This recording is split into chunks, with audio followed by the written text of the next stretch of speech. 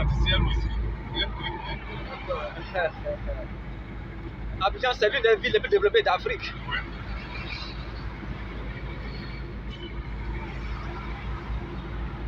On va arriver à côté du sable qui se peut voir. Ah, C'est ça qui est à gauche. oui. This is Abidjan Villa. And right there, yes, they are right now building the tallest skyscraper in Africa. And once it's done by 2025, it will be considered the tallest building in Africa. And this is the stadium. No way. The stadium, Principal Boigny, the football pitch. That's where they were playing the AFCON 2024.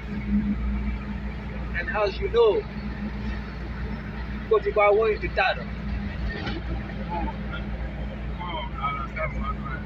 And now, yes, this is the bridge of Ouattara to connect Plateau and Côte.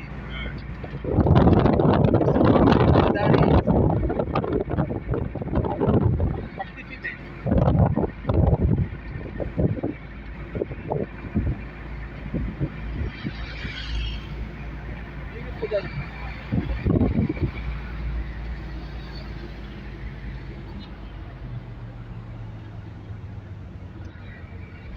Beautiful.